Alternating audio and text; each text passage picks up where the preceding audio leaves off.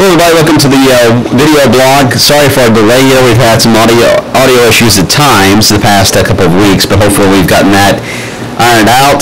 They sound a little off at times, the audio may, but we'll still fine-tune that. Got a lot to talk about this week. Very active week as we now greet the month of June. We're talking about showers and storms on the increase, and pretty active for the middle of the week. That's going to be our main focus, certainly when it comes to the strongest of storms. Let me break it down for you for what is happening at the moment. And this is the visible satellite, and I'll turn that off now since the sun's gone down. We really don't need that. But you see all the showers and storms we've had around the area today, causing the delay for the UK-U of L game. That is taking place right now. And there are some storms to the west here. We'll be tracking these. Right now, the best chance for them to hold together should mainly drift into areas of Floyd into Clark County and then fade away, because this area's had some rainfall in advance of it, and more than likely these will kind of disappear off the radar altogether. Still some heavy rain, though. We've got a flood advisory in effect back to the west here. Did some heavy rain we have picked up around the area. A lot of you does show some more showers and storms we've had in the region across the Ohio Valley. If you notice the movement here on all these little showers due north, I mean, this is a straight feed off the Gulf of Mexico. What a complete different look compared to Saturday. So that's why it's very humid outside, and downpours can develop just without much of a trigger here, and we're going to see that trend continue the next couple of days, certainly. What's more interesting is the wind fields aloft. Look at this mess. I mean, Ryan Hoke, by the way, is out storm chasing right now in Kansas. You can check it out on the actual blog here on this site. Check it out. He's doing live blogging as he goes through his adventures. He's going to be out there all week long, and they're expecting a pretty significant outbreak in this area the next few days.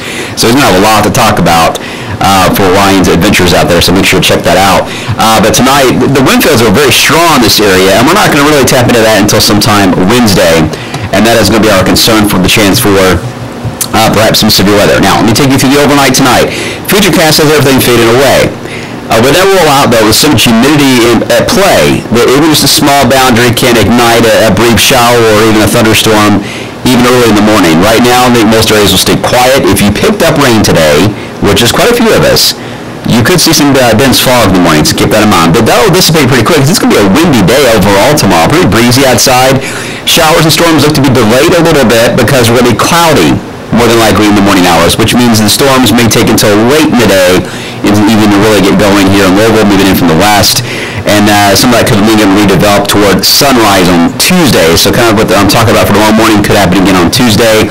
And then Tuesday afternoon, more showers and storms developing, heavy rain, lots of lightning. Same old song and dance here when it comes to Monday and Tuesday.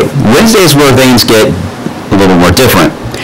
We're going to have quite a bit of wind that's going to be moving across the Ohio Valley as we head into Wednesday afternoon. And it's going to be a very sunny day most of the day, and we'll just be downright hot the way it's looking now. I'm going with 90. I really think that the atmosphere is going to be pretty high on the warm layer to really induce quite a warming around the area. Now, initially, that warm air over us is going to prevent a lot of storms from even developing. So what we'll be watching throughout the entire day is what is happening across Illinois and Indiana. We're expecting a MCS, or a mesoscale convective system, to develop in this region. It is then going to arc itself to the south and east as the day goes on. Now, usually these kind of systems, they love the highest instability and the highest moisture fields. That is the direction they will dive toward and feed on. Now, the whole thing may actually head southeast, but it'll build and probably even tilt in a direction like this toward Wednesday night, which could set up quite the flash flooding threat in Kentucky. I'm really concerned about that for our southern counties for Wednesday night. We'll watch that. The highest threat for wind damage and even a few tornadoes will be at the northern part of this complex. And that is certainly possible in the afternoon into the evening. Most of the day, again, quiet.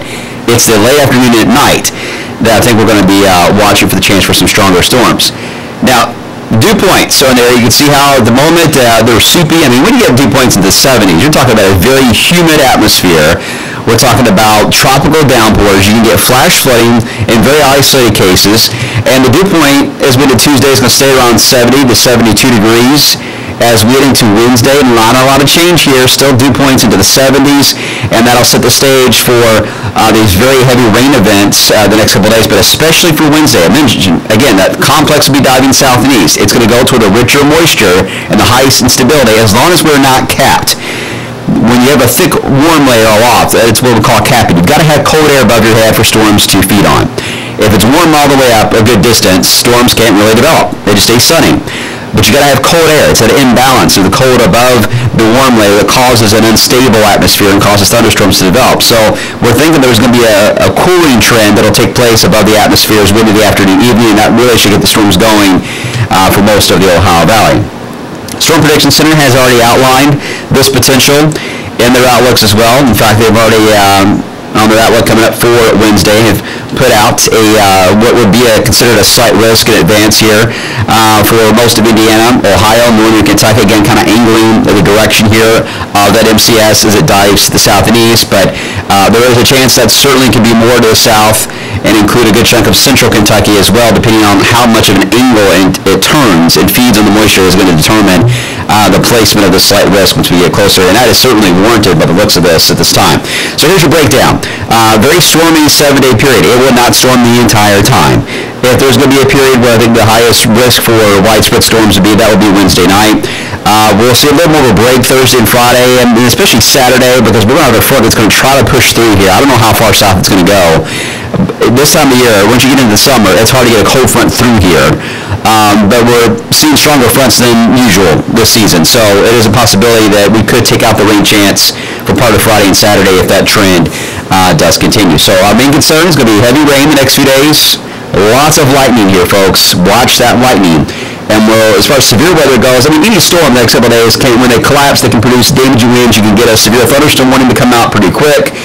We've even had a couple of funnels today that have been spotted, so I wouldn't rule out maybe a brief tornado warning, but this is not a tornadic setup for the next 2 days. Wednesday is a different ballgame. Wednesday, better wind fields, a lot of instability, a lot of moisture at play. It's just going to get how unstable we're going to be on Wednesday as far as thunderstorms to be able to blow up over our area and mature, and that is going to be a big question mark, and it all depends on how things evolve in Illinois and Indiana throughout the afternoon. Lots more on that. Got plenty of time to track that, obviously, so a lot could still change, because right now we're just going by model data, and if the model data is wrong, the outcome will be wrong. So it's just a heads up. Right now, that's what we do here, and hopefully we can take that rain chance out as we tour the weekend. All right, thanks for watching the video blog here. Again, check out Ryan's post on his live blogging as he storm chases all week long, and I'll be back at 11 o'clock, with much more on how things are looking for the overnight and the updated look to the 7-day as well. Have a good night.